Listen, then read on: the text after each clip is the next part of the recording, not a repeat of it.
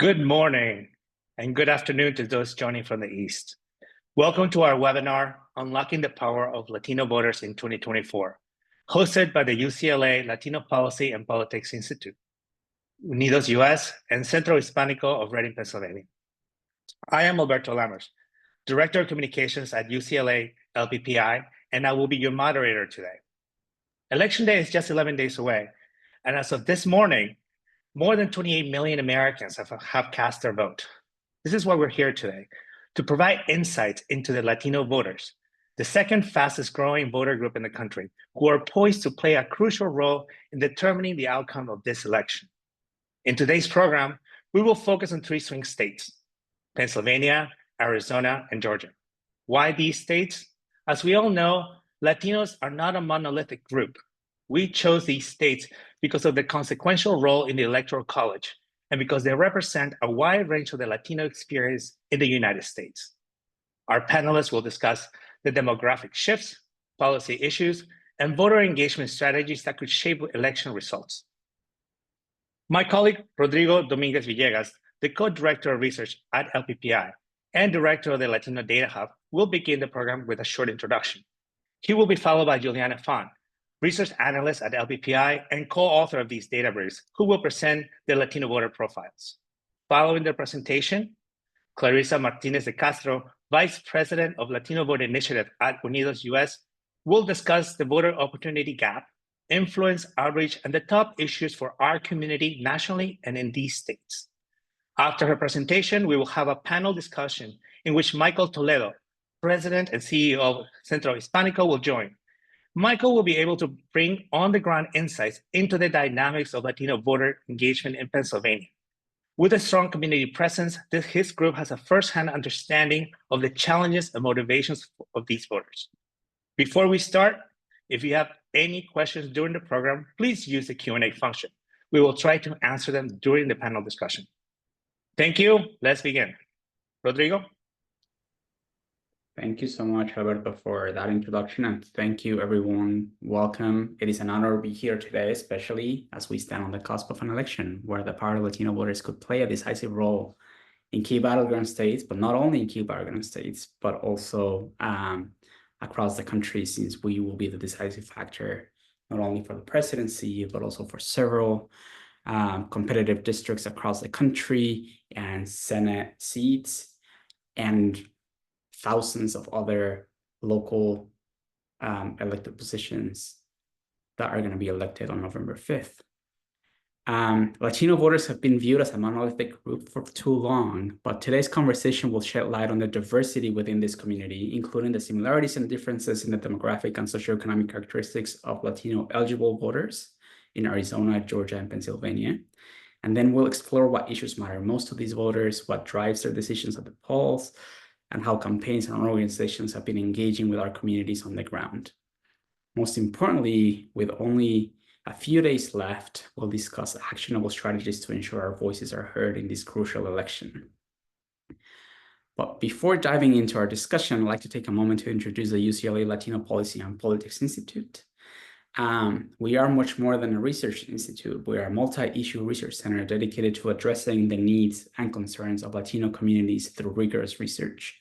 What makes LPPI unique is that we not only generate high-quality research, but we also work with change makers like all of you who joined us today in the audience to mobilize these findings, ensuring that they spark change in the streets, the boardrooms, the media, and even the courts. We also have a fellowship program, a leadership development program that focuses on developing tomorrow's Latino leaders. And we collaborate with advocacy organizations to push for evidence-based reforms that benefit our communities.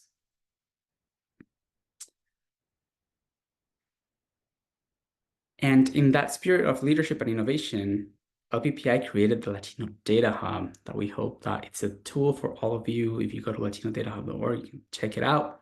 But this groundbreaking platform addresses a critical gap in how Latinos are represented in aggregated data platforms. So the Latino Data Hub offers disaggregated data, and by doing that, we aim to embrace the diversity and complexity of our community, enabling the design of more equitable policy that truly reflect and support the well-being of Latinos. And the Latino Data Hub is especially useful for understanding Latino eligible voters, As you will see soon by my colleague Juliana, we've developed detailed demographic and socioeconomic profiles of Latino eligible voters in crucial states like Arizona, Georgia, and Pennsylvania that we're going to focus on today. But additionally, we've examined voter data from California, Florida, and Nevada. And what sets these profiles apart is the deeper level of analysis that the Latino Data Hub provides. Our profiles disaggregate data about Latino eligible voters by Latino descent group, by language, by other significant characteristics. And we use data from the American Community Survey by the Census Bureau, providing a more nuanced understanding of Latino voters and hoping to help campaigns and organizations bridge the voter turnout opportunity gap and make meaningful connections with our communities. Now, I'd like to turn it over to my colleague Juliana Phan, who is the lead author of our voter profiles. They will present the similarities and differences in the demographic and socioeconomic characteristics of eligible Latino voters across Georgia, Arizona, and Pennsylvania. Hello, I'm Juliana Phan. I'm a research analyst at the LPPI, and as mentioned, I'm the lead author on these voter profiles. And before I dig deeper into these states, I want to describe where the Latino population is concentrated. While the Latino population is growing all across the US, they are mostly concentrated in a few states, including New Mexico, California, Texas, Arizona, and Florida, who have the highest shares of adult citizen Latinos. For example, the share of the population that is Latino nationwide is 13.4%, but in the state with the largest share, New Mexico, the population is 44% Latino. California, Texas, and Florida have the highest number of Latinos. Today, we'll be focusing on the key swing states of Arizona, Georgia, and Pennsylvania. Let's examine which characteristics are shared between Latinos of all these states. In the US overall and in these specific states, the Latino electorate is growing very rapidly, significantly outpacing the growth of non-Latinos. Between 2000 and 2022, the Latino population almost quadrupled in Georgia, almost tripled in Pennsylvania, and more than doubled in Arizona. Latino eligible voters tend to be younger and are oftentimes the youngest of the major racial and ethnic groups. The share of young voters aged 18 to 24 who are Latino is larger than the share of eligible voters overall who are Latino. 41% of young voters in Arizona are Latino compared to 25% of the population overall. 11% of young voters in Georgia are Latino compared to 6%, and 10% of young voters in Pennsylvania are Latino compared to 6%. In addition, approximately 3 in 5 Latinos speak Spanish, but the breakdown of how many Latinos are bilingual or monolingual Spanish speakers varies. Only 13% of Latinos in Arizona speak only Spanish, but almost double that, 1/4, speak only Spanish in Pennsylvania. As we'll hear more from Clarissa Martinez de Castro from UnidosUS, housing and healthcare are top issues for Latino voters. Our voter profiles provide some insights as to why these issues are so important. In each of these states, Latinos are more likely to live in overcrowded homes than eligible voters overall.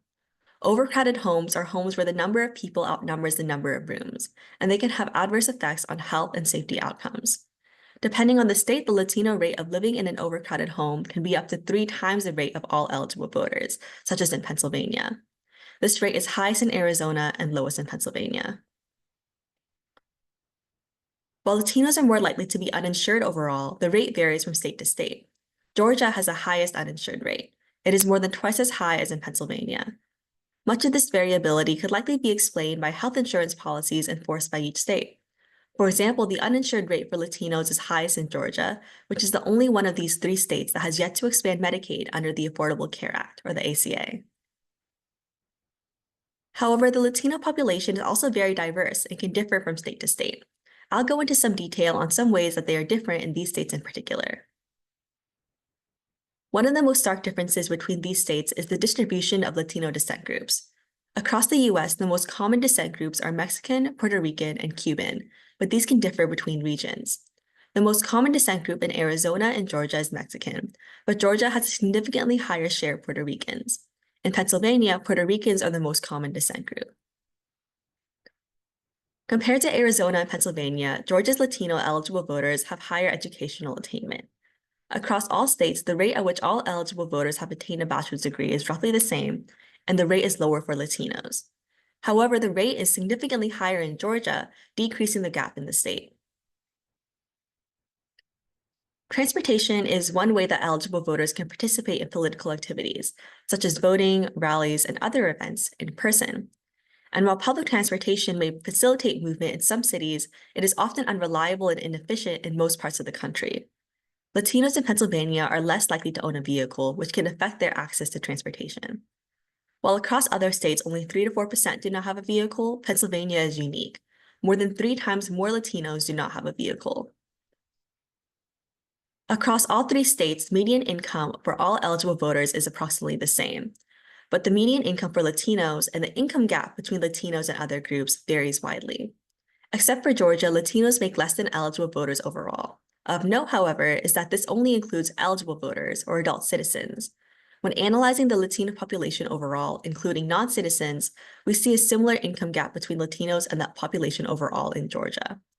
For adult citizens or Latino eligible voters, the income gap is widest in Pennsylvania. To summarize, we see a rapid growth in Latino populations in the US, and especially in the states of Arizona, Georgia, and Pennsylvania. In each of these states, Latinos are younger, are more likely to live in overcrowded homes, and are more likely to be uninsured. But there are also many differences between Latinos in each state. They vary widely in descent group, education, and income.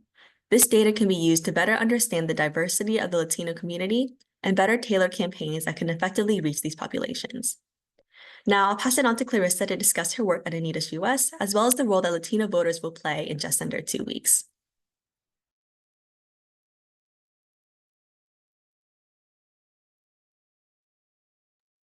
Thank you so much, and thanks to the UCLA LPPI for hosting this conversation. I think that you're going to hear some similar information because of the common goals we have. Let me start first by introducing UnidosUS to those of you who may not be familiar, or you may be familiar with National Council of La Raza, which was our name for a very long time.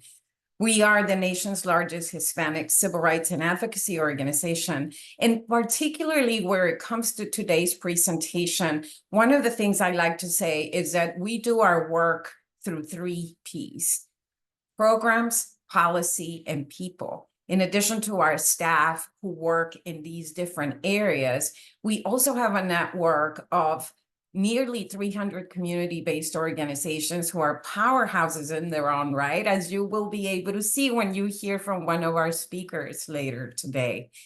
But similar to the goal of LPPI, under UnidosUS umbrella, the creation of the Latino Vote Initiative was driven by 2 significant forces. One of them is to advance an accurate understanding of the Hispanic electorate. And the reason is that across the years, too many decades really, we continue to see a lot of misconceptions and mistaken assumptions about this electorate.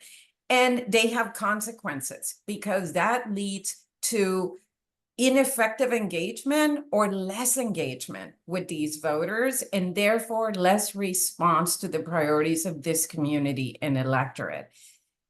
In addition to that, of course, because we are informed by policy and programs, we are active in advancing voter registration and get out the vote activities in the community.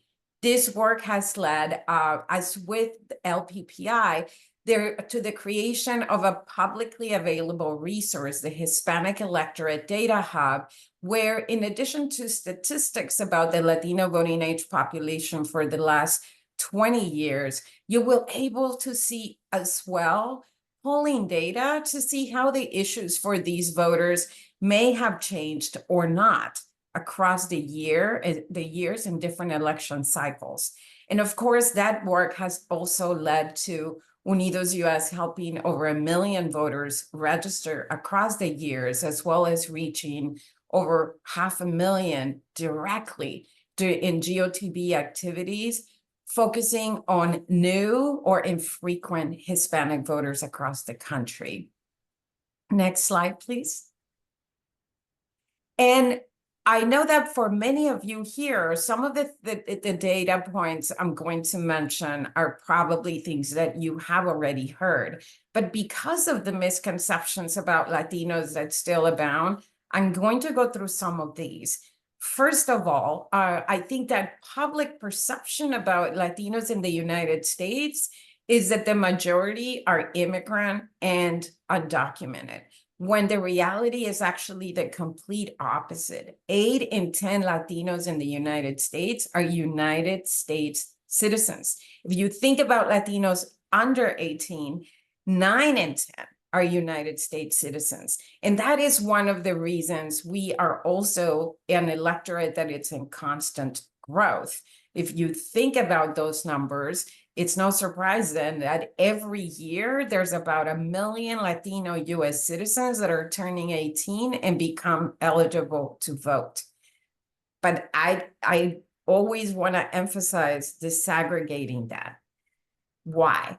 A lot of times folks look at the number of the Latino citizen voting age population and draw a straight line between that and the voting booth, meaning the number of eligible to vote people. And so what I like to remind folks is that those folks are eligible to register.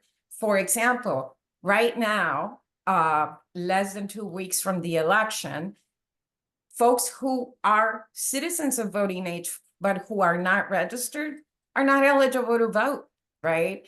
And so combining that with the fact that in presidential years, more than 80% of Latinos who are registered vote, it really shines a light on what our biggest opportunity is. And that's what I call the voter registration opportunity gap. We have about 13 million Latinos, more than that actually, who are eligible but in need of registration. And that number will continue growing. So unfortunately also, and we'll talk about outreach, that is one of the areas that doesn't see a lot of investment. But we continue to see the growth rates of Latinos exceeding that of white voters, for example, showing that there is a significant payoff when there are strategies to engage this community. But again, because of misconceptions and other things, when and if outreach happens, sometimes it may not be as effective.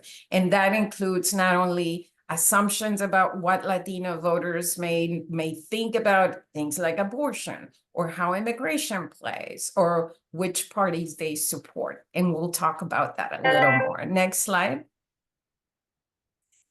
So you heard about this, and a lot of folks still pose it as a question, but it's not a question. Latino voters will play a decisive role in 2024.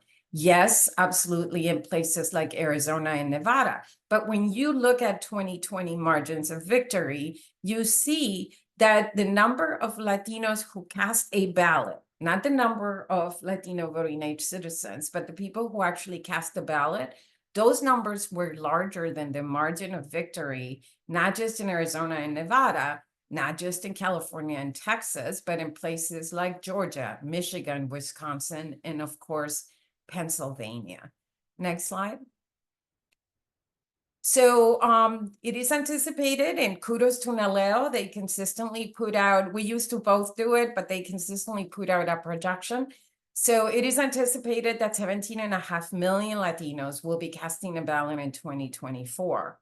Going back to that, to that understanding about the youthfulness and the fluidity in this electorate, 1 in 4 of those voters will be voting in a presidential for the first time. And if you look not too far back to 2016, almost 40%, almost 4 in 10 Latino voters are new to the electoral arena. So when we talk about outreach, it's not a theoretical thing, right? With so many new voters, parties or candidates who assume people know my record or I don't need to reach out are frankly committing political malpractice given the number of new voters that there are.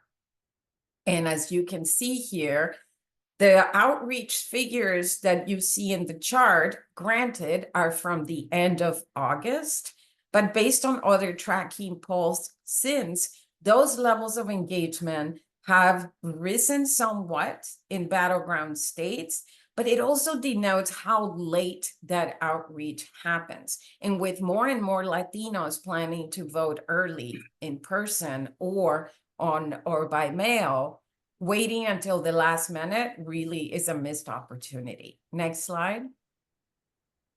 And very quickly, because there's been a lot of conversation about whether there's a shift in Latino support for one party or another, and I think that some of those things have been exaggerated. The main thing to note here is that, yes, there is a churn that we are seeing. First of all, traditionally speaking or historically speaking, Latino voter support has broken into about 2/3 on the Democratic side, 1/3 on the Republican side. In the last 10 years, Republicans lost some ground, and it was a windfall for Democrats, but Democrats didn't solidify it in their column, and Republicans have been able to regain some of that ground and increase it by a couple of points. But as you can see here, really where the churn is with new Latino voters who by definition are going to tend to be younger voters. And right now people are kind of going into the independent column. Obviously, folks are going to need to make a decision coming election day about whether to vote for one party, the other, or stay home. But to speak about a permanent shift or realignment and support, I think we need to see a couple of cycles to make sure that we're looking at a pattern and not outliers. Next slide. So we'll go over the priorities fairly quickly. You can see here for yourself. The main thing is that as a community that it's concentrated in the American working class, it's no surprise that given the impact of the pandemic, not only disproportionately on health, but also on the economic side.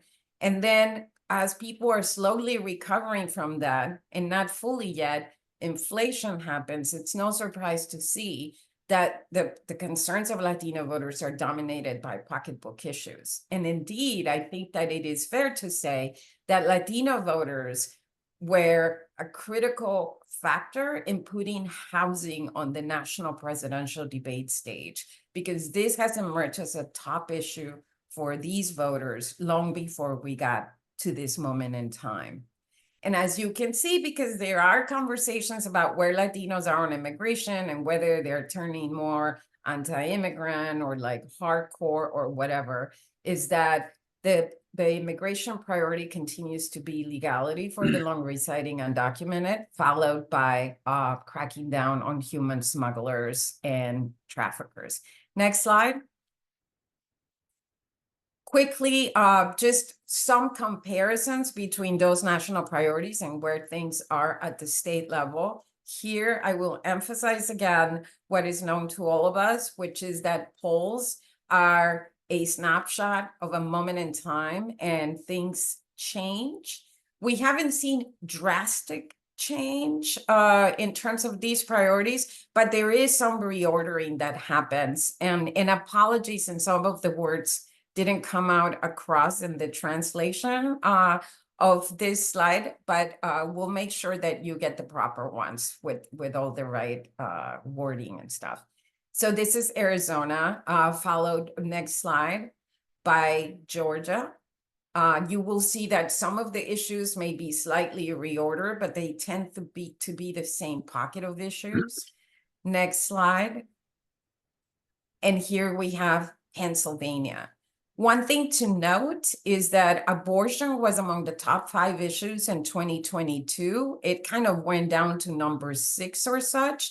But if we look at the next slide, we will see that it's picking up steam in some places. And indeed, it has gone above gun violence and border issues in other places.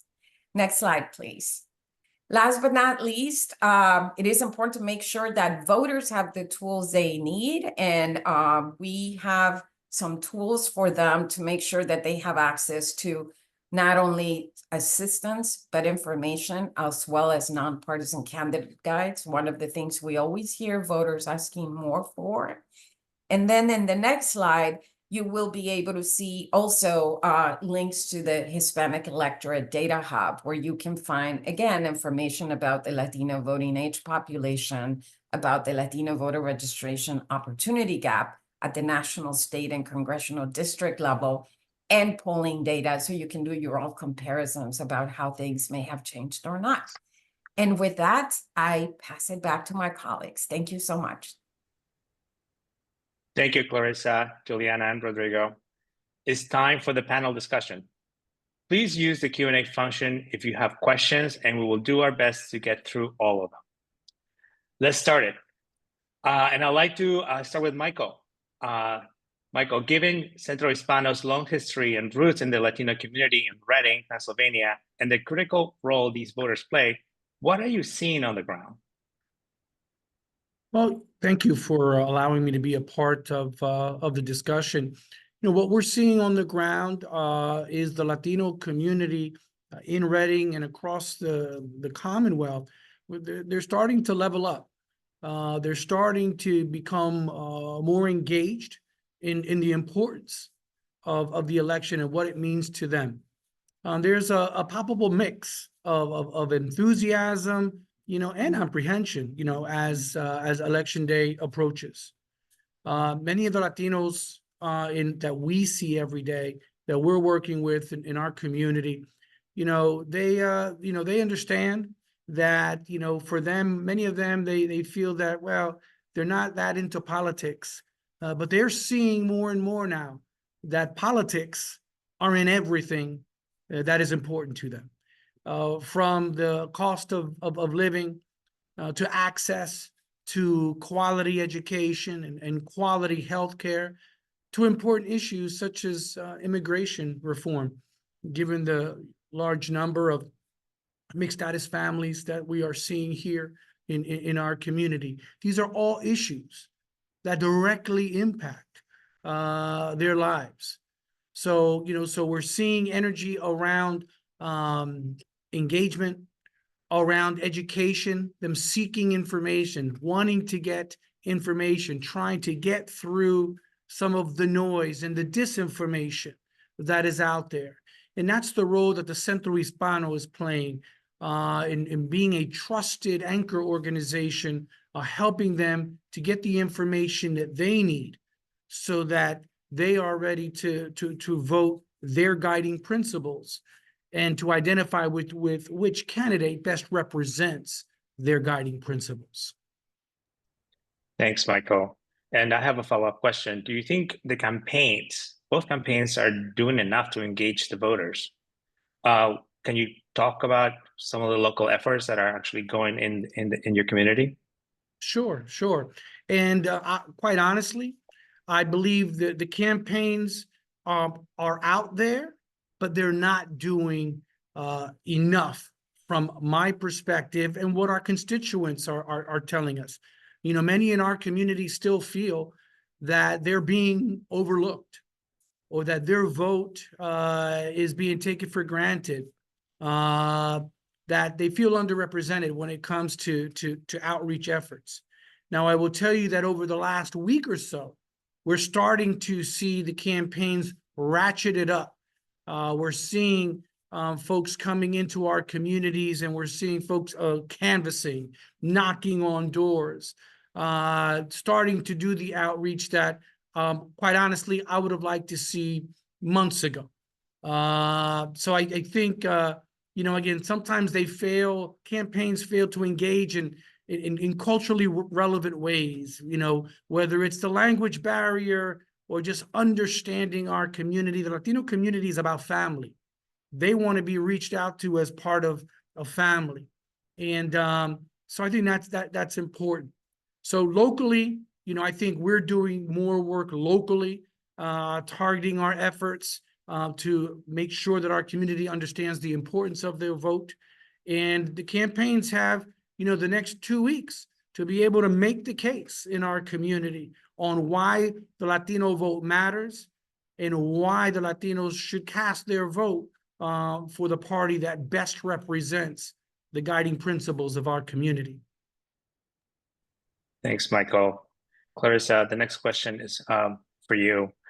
How are campaigns and organizations recognizing the power of Latino voters in Pennsylvania and the other two swing states that we're talking about today? Do you think they're investing on the right strategies to fully engage this electorate? The short answer is no. And the reason I say that is, again, waiting until the last minute. It is understandable. I think not every campaign has all the resources it needs, particularly once you move below the presidential level, maybe even Senate level. But it continues to be the case that we're seeing increasingly obscene amounts of money being spent every election cycle. And that growth is not reflected in the amount of investment being made to engage with these voters, which was the baseline of that has always been anemic. So in some ways, there's so much chatter about Latino voters right now that sometimes it feels like more people are talking about us than to us. And also that there is a tendency to assume how these voters will vote. And when that doesn't happen, people tend to point the finger. So I invite press to always ask people who do that, how did you actually engage with these voters and invest in trying to win over their support? Otherwise, it kind of feels like people are upset that we didn't bring a birthday gift to the party, but they didn't invite us to the birthday party, right? And so, again, by the end of August, that level of outreach that was being reported was less than 30% by Democrats. And we did it like extra credit. It wasn't just by the presidential campaign. It was like any, right? On the Republican side, it was around 21% was the highest, I think. So you have seen growth. And in battleground states, I think that right now it ebbs a little bit, but maybe 44% of Latino voters are saying that they have heard from Democrats and about 31% from Republicans. That's an improvement, but very late in the game. Thank you for that, Clarissa. Now, stepping back and looking at the other two states that we're talking about, Arizona and Georgia, this question is for you, Juliana. Latino voters are often described as a key voting bloc in these swing states. How do demographic shifts, especially position Latino voters to be the decisive factor in this election? Yeah, so I'll just talk about two main demographic shifts that we've examined in our work that we've talked about today. So first of all, as we mentioned, the population is really growing. There are more Latinos in the US than ever before, and their vote can sway the results in swing states like these, where Biden won by extremely narrow margins in 2020. For example, looking at Georgia, Biden won by 12,000 votes in 2020. The number of Latino eligible voters in the state has increased by more than 60,000 since then. Second, Latinos represent very large shares of the youth vote, and they are growing even faster as a percentage of voters aged 18 to 24. In Arizona, while 25% of young voters were Latino in 2000, Latinos are now 40% of the state's young voters. While the prevalence of young voters among Latinos can be seen as a challenge because of the tendency of young voters of all races to vote less, it also serves as an opportunity for new voters to engage in the electoral process. Opinion polls show that Latino youth do care about politics, but they just need outreach and information to effectively participate. If we connect with this rising population of young Latino voters, as well as the growing Latino population overall, they could determine who wins this election. Thank you, Juliana. Rodrigo, I'm going to go to you next. In the last 4 years, the phrase Latinos are not a monolith, which I used earlier today, has become almost a cliche in political spheres. Yet political campaigns and media continue to talk about Latino voters as one monolith voting bloc. What nuances should political strategists and the media be mindful when engaging Latino voters? Absolutely, yes. So these Latinos are not a monolith phrase came up and became much more frequent after the 2020 election, when a lot of people were surprised that some Latino voters would support the Republican Party, when, as Clarissa mentioned earlier, historically around 30% of Latino voters had always supported Republican candidates for the presidency. But it just highlights that it's essential to recognize the complexity of the Latino electorate, which, just as the way in which campaigns and politicians slice up other segments of the electorate into religion and educational background and sex and other characteristics, the same has to be done for the Latino electorate. And there are some differences in opinions, in ideologies, etc. But it's also kind of important that to understand that despite these very political preferences, Latino voters sometimes share common ground on key issues, right? And or like sometimes many times we share common ground on key issues. On immigration, for instance, the UnidosUS polls and other polls show that large majorities of, regardless of the background of Latino voters, care more about paths to citizenship, etc., and disapprove, mass deportations. Same goes with abortion, right? Majority of Latino voters support or are against the government telling women what to do. And this nuance highlights the need for political strategies to avoid just blanket assumptions about Latino voters, right? It is about these assumptions that people make about us. I love what you said, Clarissa. There's a lot of people talking about us, but not reaching out to us, and kind of just need to understand that those differences, nuances, that the way in which they talk to us. There's a fascinating research about one of our faculty members, Efrain Perez, even how much campaigns highlight Latino identity when reaching out to Latino voters might impact the reaction for Latino voters. And so understanding those nuances is really key.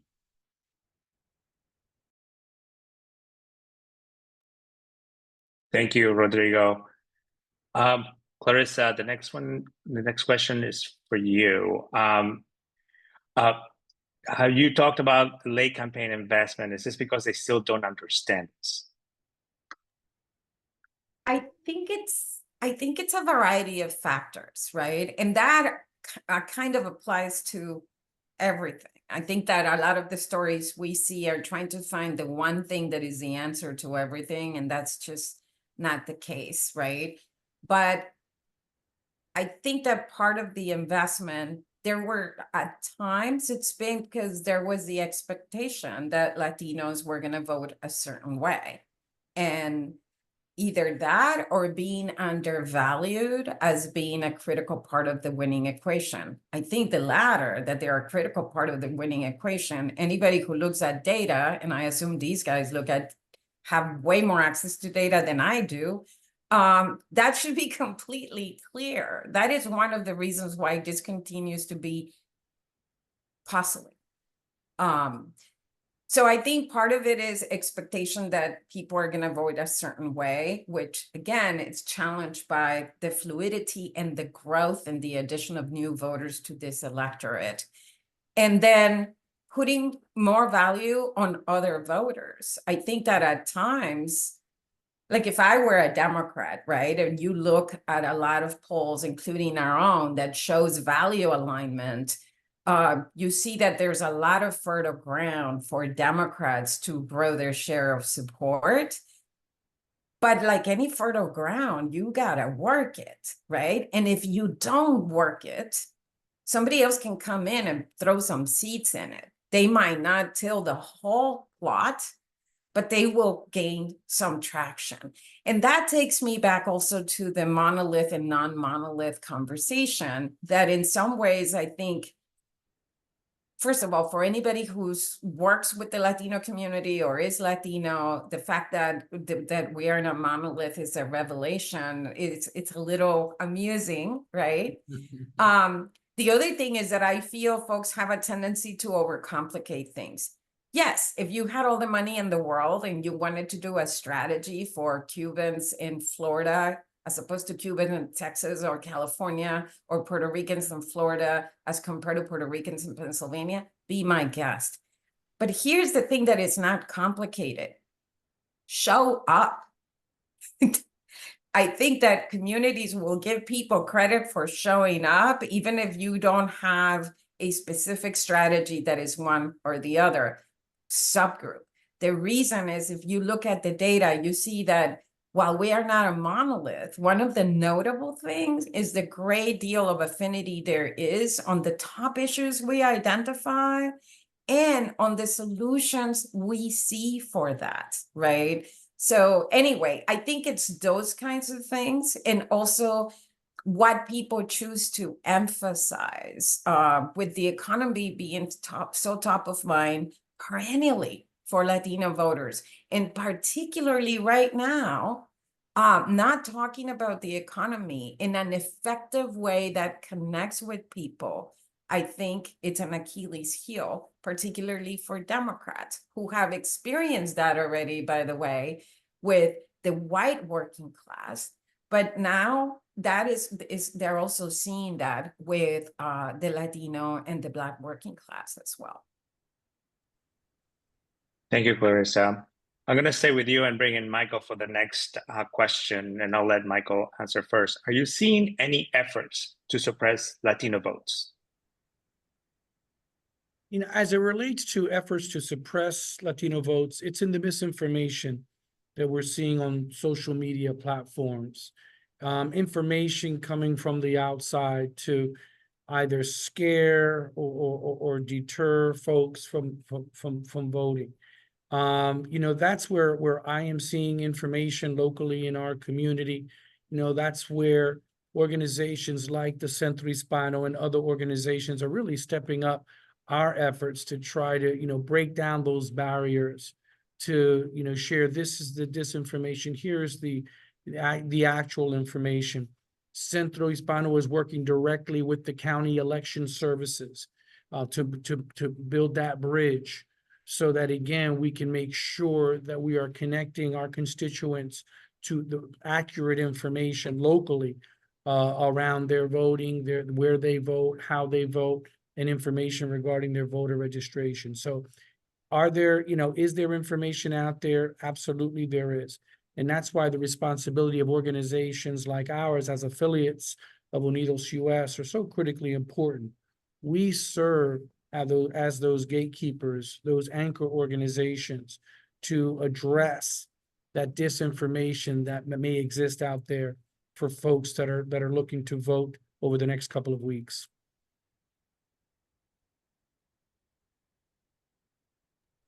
Clarissa, do you want to add anything to that? I think Mark did a great job. Great. And Thank I know you. So, I see a lot of questions, so I'm going to pass.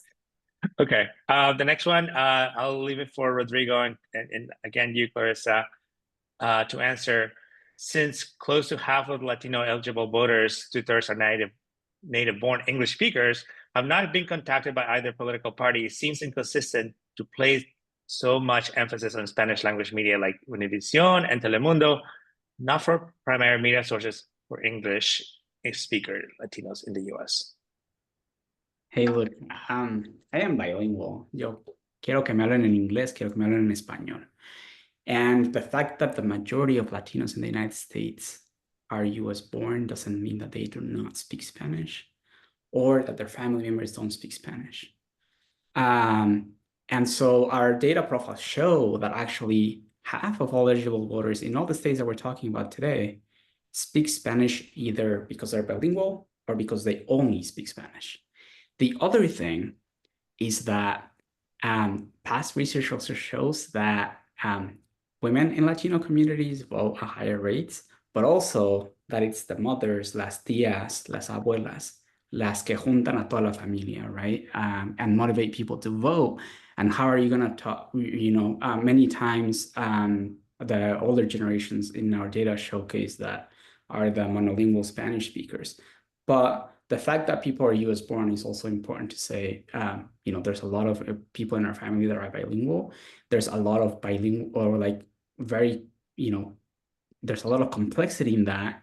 And a lot of our homes, you know, what's on TV is Univision and Telemundo, even though several people in the household speak only English sometimes. And so that outreach. And then the other thing that Clarissa said clearly is like, they need to show up. They need to show up in both ways. And the way in which they talk to us does matter, but our data does show that a lot of people are Spanish is really key. Thank you, Rodrigo. The next question, Clarissa, you want to add anything to that? The next question we have for Michael. What has Latino leadership, organizations like yours, done to help the two parties reach out to Latino on the right issues? Has the Congressional Latino Caucus been leaders on engaging the electorate in Pennsylvania? So what we're doing as on the ground is, extending invitations and inviting, both parties that want to come and educate our community, the electorate. Here, as Clarissa mentioned, we're not a monolithic group. In Reading, we have a mayor who is Latino Democrat. We have a county commissioner, Latino Republican. And so, again, we work together in our community and have to serve as an organization, a convener. So we extend the invitation always, because that's important for us to do. So that's what we are doing. We'll continue to serve in that way. Again, locally, we're seeing a little bit more engagement. But I think a lot more could be done. And as Clarissa mentioned, again, about, prepping the land, again, about cultivating. If you're not in here investing in cultivating the fertile ground that is the Latino electorate, you're going to be behind the 8 ball. It's critically important for the campaigns to do more work in meeting the Latino community where they are, in their communities, at the door. Thank you, Michael. I have a question that anyone who wants to jump in, feel free. What party will be more affected by the delay in engaging Latino voters? I would say Democrats. First of all, there's a couple of things happening, and it's important to acknowledge, right? We have a candidate who's had a very short campaign period, compared to the other candidate who's been running for 8 years or however long he's been running. So there's that, right? In some ways, it is notable that Harris managed to increase numbers in this period of time. And therefore, given the short period of time, not surprising that many voters are still saying they wish they knew more, et cetera, et cetera. That said, the late outreach, and there has been more outreach in this campaign cycle by both parties, including Democrats.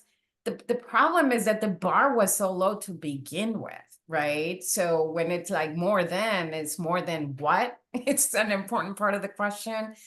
But yes, given the churn and the fluidity and the dominance of economic concerns, I think that Democrats right now are the ones looking at that. And I on that note, I also wanted to add, because I saw somebody put this in the questions about whether it is, Latino machismo and the fact that she's a woman and all that.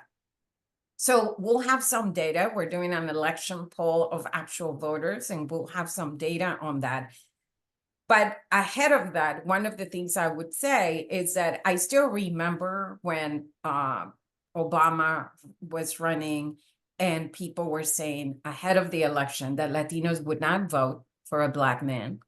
And then when Clinton was running, that Latinos would not vote for a woman.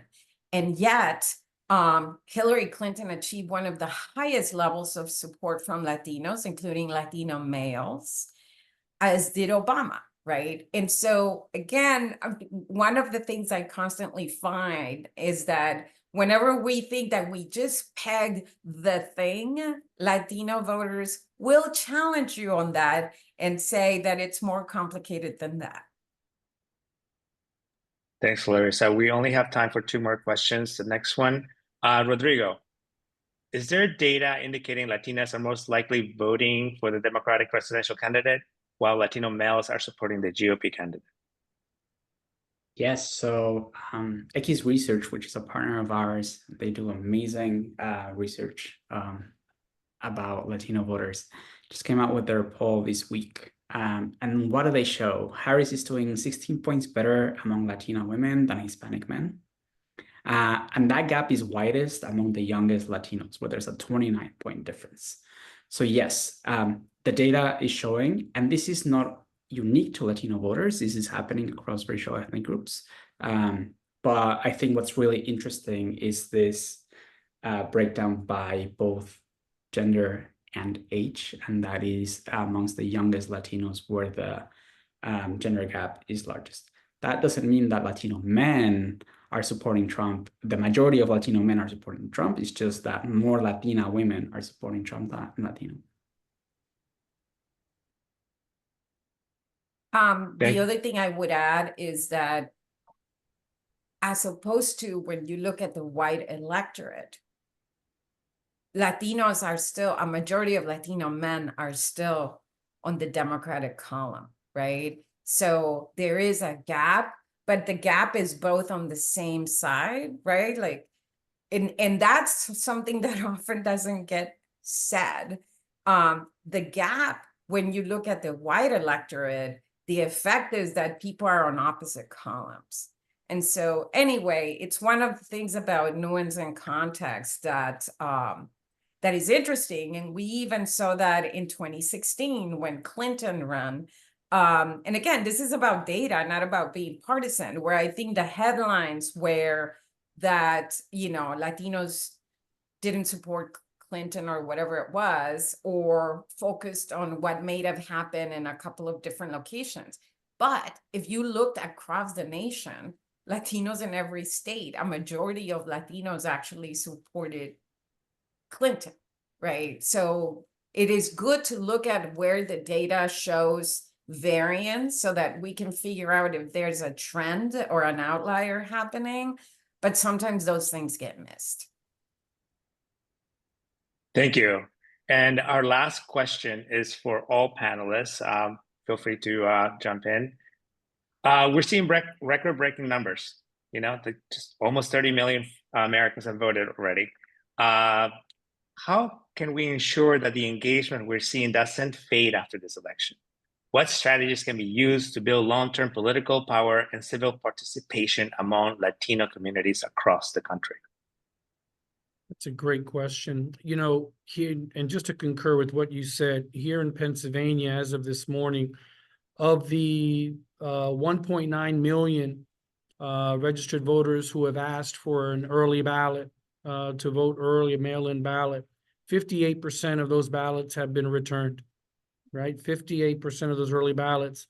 The numbers are saying 62% of those ballots that have been returned are Democratic, 29% Republican, and 9% others. So 1.1 million of the 1.9 have already returned their ballots. So just to concur with what you said, you know, what we're trying to do to try to keep voter engagement and voter enthusiasm up is again, giving our community permission to be a part of what it means to be engaged.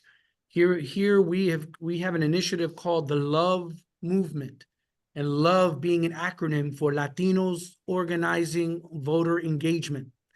And you know, we're trying to give permission and say, be a part of the Love Movement, where we're asking folks to vote, to reach out to 5 people that they love, and talk about the importance of voting. And if there are barriers to get them out to vote, how can we break down those barriers of access? So our hope is that that love movement will continue. It's not just showing love in November, but showing love 12 months a year around the importance that the Latino community must play around voter engagement moving forward. And if I may add something quickly, right? It's about creating pathways also for civic engagement beyond voting, and investing in local grassroots organizations, in leadership development in Latino communities. So our democracy, yes, voting is really important, but it's also about that investment in other things that go beyond voting. Thank you, Absolutely. Rodrigo. It goes Thank you, back to Michael. investing and cultivating.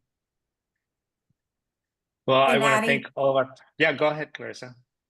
No, sorry. I was just gonna say that there's also need for a systems approach that is not the boom and bust type of electoral cycles, because we have potential voters turning 18 and becoming eligible every single day. And so obviously California is one of the voter access friendly states. That's not the case everywhere else.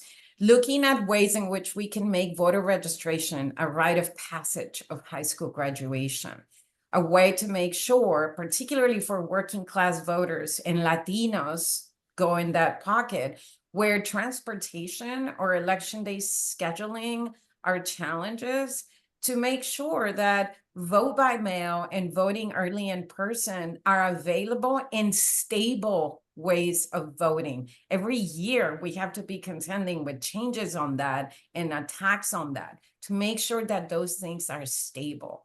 And of course, to make sure that attempts to purge voters from the rolls are done with integrity and not with the intention of throwing out eligible voters. So those are some of those things. Some are going to be legislative, some are going to be administrative.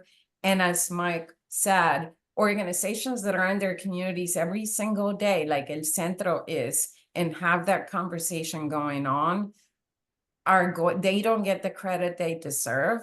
But it's that kind of day in and day out work that it's going to allow us to make a significant dent on our growing voter registration gap, because we will continue to be a growing electorate. Excellent points, everyone. Thank you. I want to remind folks that Pennsylvania, Arizona, and Georgia are just 3 of the 8 voter profiles LPPI has produced for this election cycle. We have profiles on Nevada, California, LA, and Orange County in California. You can find them in the link that I just dropped. If you haven't already, we encourage you to sign up to receive updates about the Latino Data Hub. I've included the sign up form in the chat as well for everyone. If you're a journalist and we didn't get to your question, please email our press departments that we will show. We're showing the addresses right now to be connected to our panelists after the program. On behalf of UCLA LPPI, I want to thank the panelists, UnidosUS, Centro Hispano for their participation and support. We would also like to thank the staff who provided technical assistance. Thanks, everyone. Please go vote.